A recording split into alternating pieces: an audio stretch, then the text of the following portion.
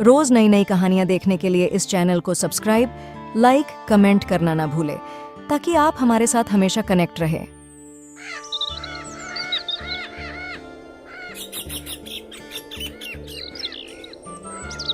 बहुत समय पहले की बात है।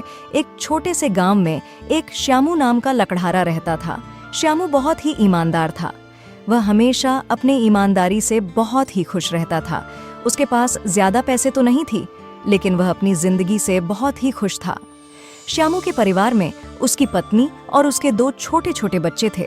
श्यामू सेठ धमाल सिंह के यहाँ लकड़ी काटने का काम किया करता था और लकड़ी काटने के बदले में सेठ धनवाल श्याम को पैसे देता था, जिसे श्यामू और उसके परिवार का जीवन यापन चलता था। अरे सुनो राधा, मैं काम पर जा रहा हूँ।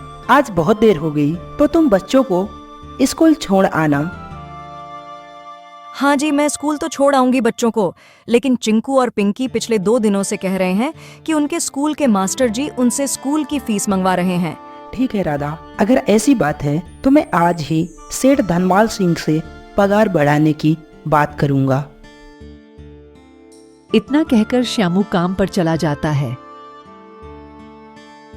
अरे भाई, आज तो पगार का दिन है। देखना अब ये सेठ धनमाल सिंह पगार के लिए कोई ना कोई झंझट जरूर करेगा। हमेशा कोई ना कोई बात बनाकर पगार कम ही कर देता है। अगली बार तो मेरी आधी पगार काट ली थी, यह कहकर कि मैंने सेठ धनमाल सिंह से 400 रुपए उधार लिए थे।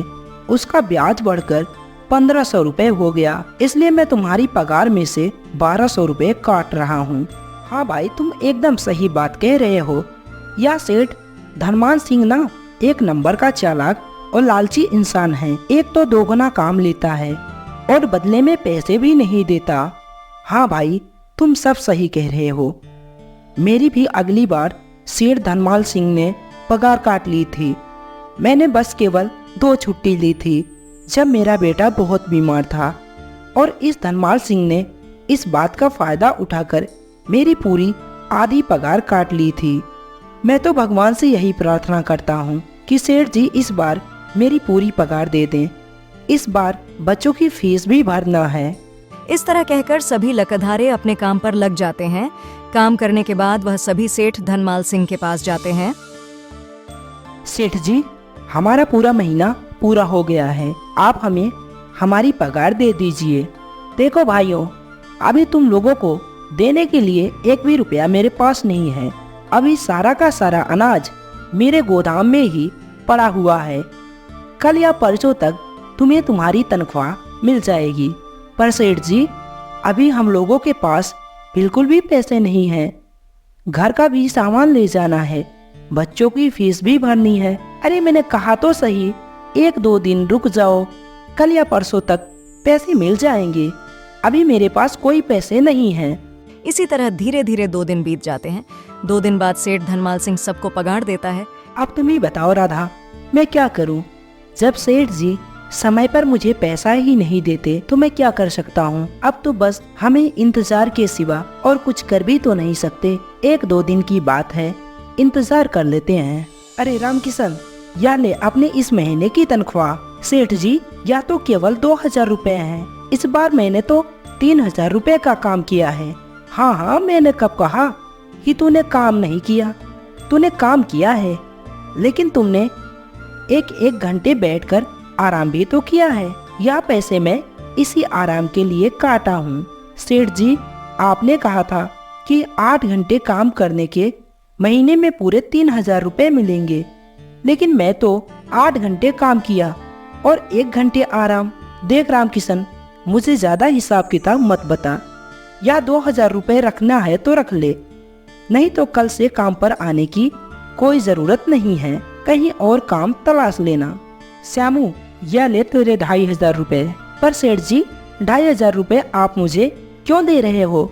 मेरे तो पूरे 3000 बनते हैं ना। मैंने तो कोई छुट्टी भी नहीं ली और ना ही कोई आराम। मैंने तो अपना सारा काम समय पर किया है। हाँ हाँ, समय पर तो तुमने काम किया है, लेकिन इस समय बाजार में लकड़ियों के दाम बहुत ही कम हैं। इस वजह से अभी तुम्हें भी तनख्वाह कम ही मिलेगी। जब लकड़ियों का दाम बढ़ जाएगा तब तुम्हारी तनख्वाह बढ़ जाएगी। पर सेठ जी, आपने तो 3,000 की बात की थी ना।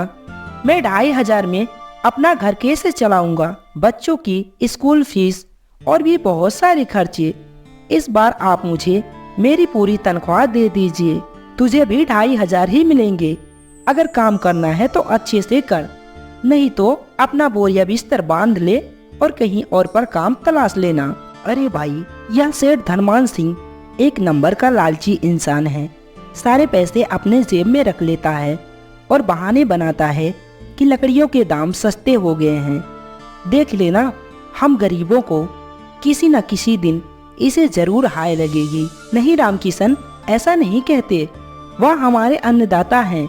आखिर उन्हीं की वजह से तो हमारा घर चल रहा है। अरे श्यामू, काहे का अन्नदाता? एक तो हमारे पूरे पैसे देता नहीं। महीने मेहनत करने पर भी क्या मिलता है? बस 2,000 रुपए। इसमें घर का खर्चा और बच्चों का स्कूल फीस कैसे भरें? ऐसे तो हम कभी भी आगे नहीं बढ़ पाएंगे। और हम कर भी क्या सकते हैं रामकिशन? लकड़ी काटने के अलावा और कोई काम तो हमें आता भी नहीं। और कोई धंधा शुरू करने के लिए हमें पहले जमा पूंजी इकट्ठी करनी होगी। इसीलिए तो मैं कहता हूँ कि सेठ धनमान सिंह ही हमारा सहारा है। इतना कहकर श्यामू काम पर निकल जाता है, जैसा कि श्यामू ने कहा था। वह सेठ की यहाँ काम करने के बाद काम तलाशने के लिए निकल जाता है। श्यामू पूरे गांव में काम ढूंढता है, दुकानों दुकानों पर जाकर लोगों से काम मांगता है, लेकिन हर जगह श्यामू को केवल निराशा ही हाथ लगती है। अंत में थक हार कर श्याम वापस लौट लगता है। तभी वह देखता है कि अचानक बहुत सारे गायों का झुंड उसकी तरफ दौड़े आ रहे हैं। वह बहुत ज्यादा डर जाता है। वह इधर उधर देखता है तो उसको सामने एक गुफा दिखाई देती है और वह गुफा के अंदर जाकर छुप जाता है। जब गायों का झुंड वहां से निकल जाता है तब श्यामू की जान में जान आई है। प्यारे दोस्तों, उम्मीद करता हूँ यह कहानी आपको ज़रूर पसंद आती होगी। हम इस कहानी का भाग 2 बहुत ही जल्द अपलोड करेंगे। वीडियो को लाइक करके, शेयर करके, सब्सक्राइब करके हमें सपोर्ट करें।